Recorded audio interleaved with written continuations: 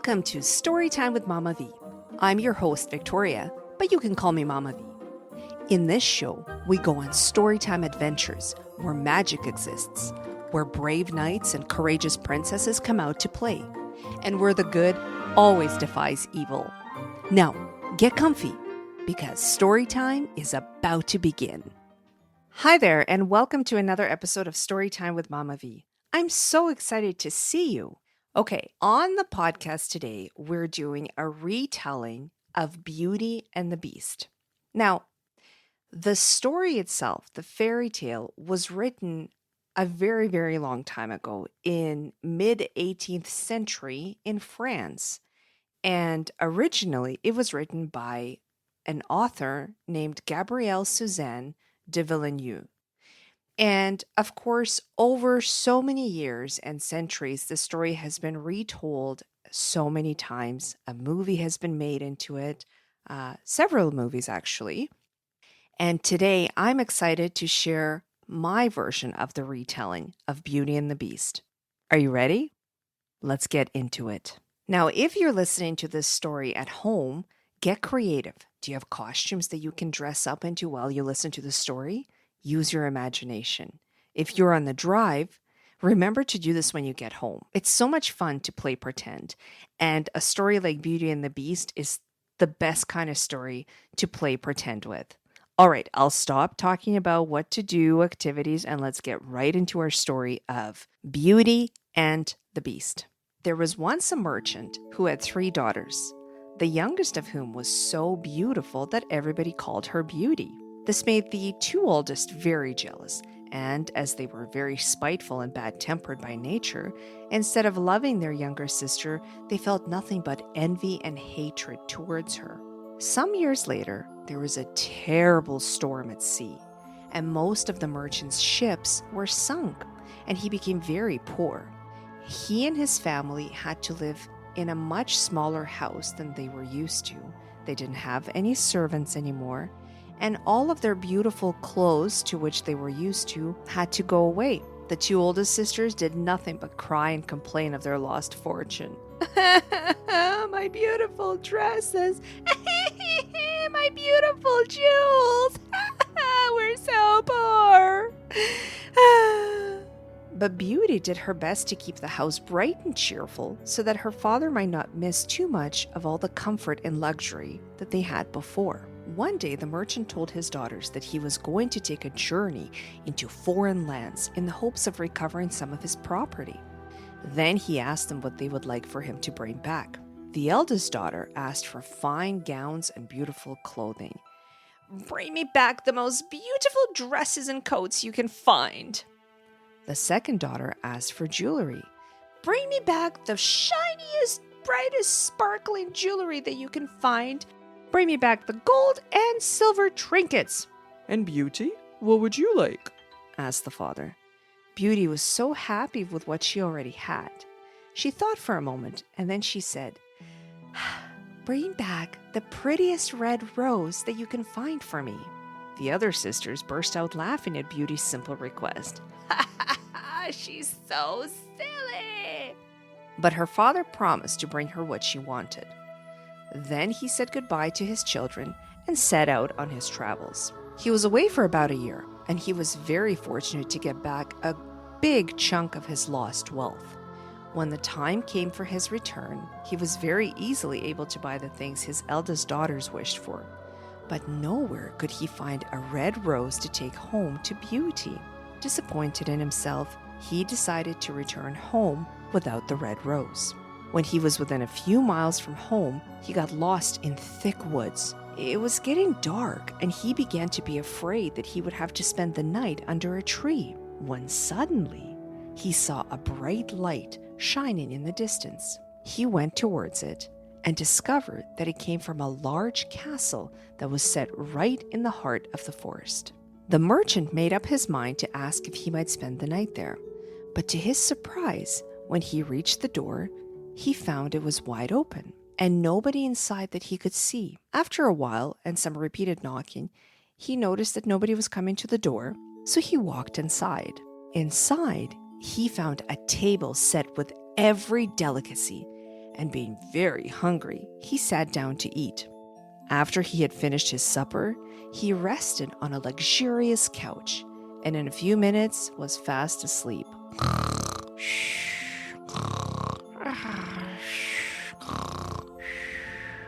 In the morning, after eating a hearty breakfast which he found prepared for him, he left the mysterious castle without having set eyes on a single person.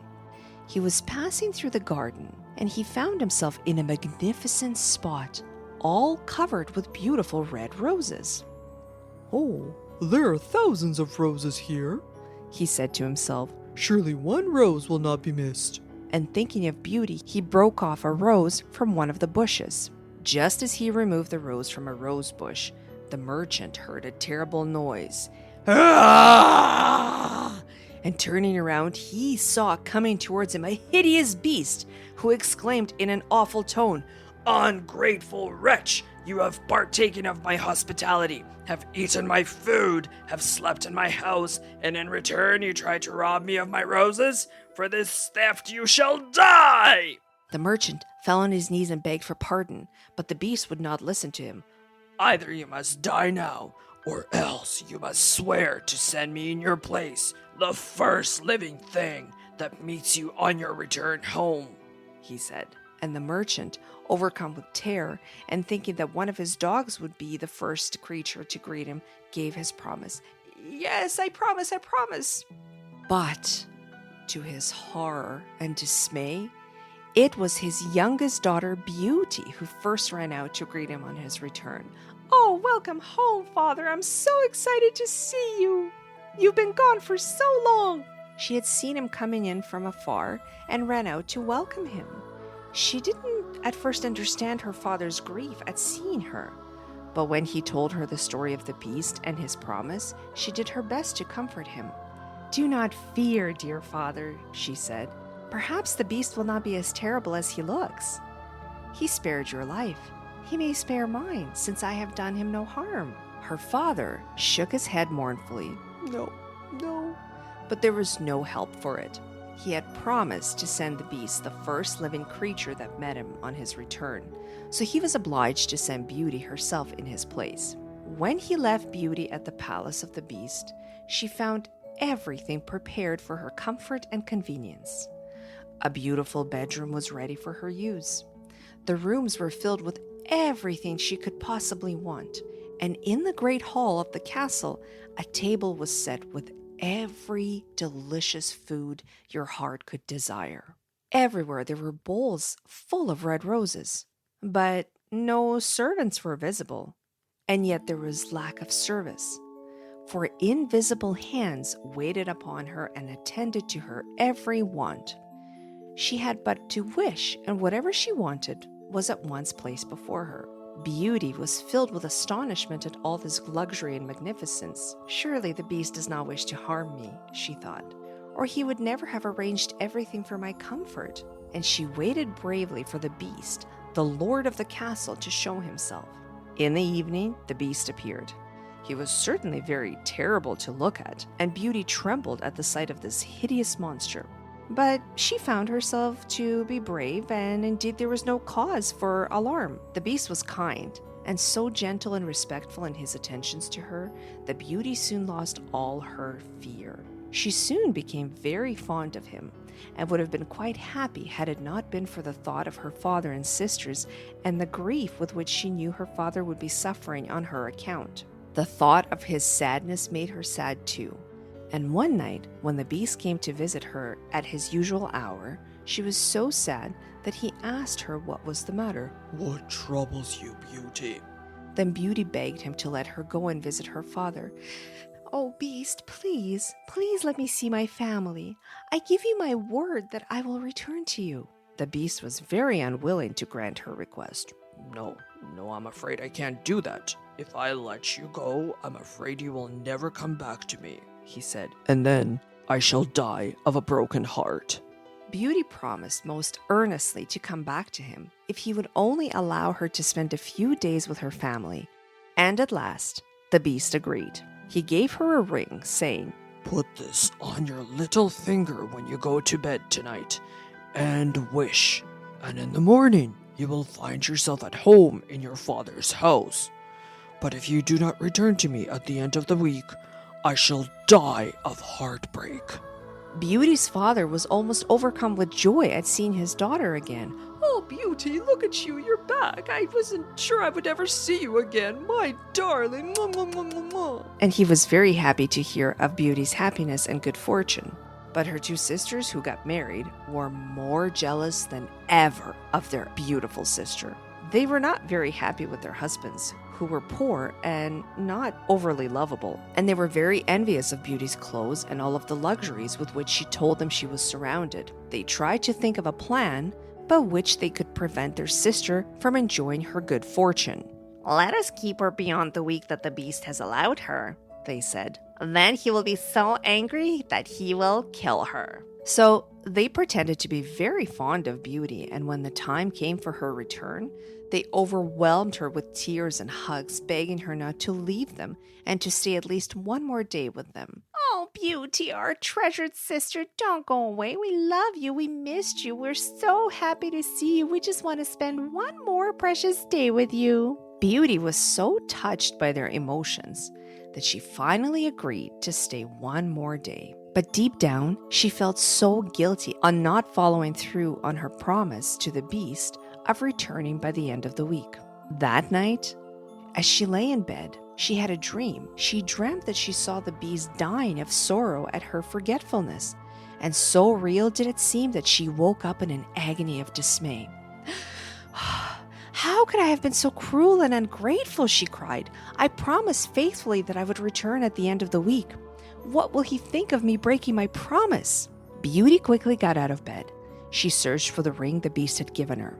Then, putting it on her little finger, she wished to be at the palace of the beast again. In a moment, she found herself there. She quickly put on her coat and hurried out to look for the beast. She searched through room after room, but nowhere could she find him. Finally, she ran into the garden, and there, on a plot of grass, lay the beast. She found him, appearing to be dead. With a cry, she sank on her knees beside the poor beast. Oh, beast! Oh, my dear, dear beast! Oh, how could I have been so cruel and wicked and unkind? Oh, he has died of heartbreak as he said he would. Oh, I'm so sorry, beast. I love you. Overcome with grief and remorse, she stooped down and tenderly kissed the ugly beast. In a moment, there was a loud noise. Boo! Thunder! Lightning! And Beauty was startled to see that the ugly beast had vanished. The beast was a beast no longer, but a handsome prince who knelt at her feet, thanking her for having broken his enchantment. "A wicked fairy," he said, "condemned me to keep the form of a beast until a beautiful maiden should accept me as I am and kiss me. You, by your love and tenderness, have broken the spell and released me from my horrible disguise. Now, thanks to you, I can take my proper form again." And then he got down on one knee and asked Beauty to marry him. So Beauty married the prince, who had been a beast, and they lived together in the castle and ruled over the prince's country.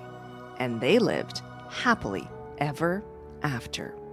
So that was the retelling of a fairy tale classic called Beauty and the Beast. Thank you so much for listening.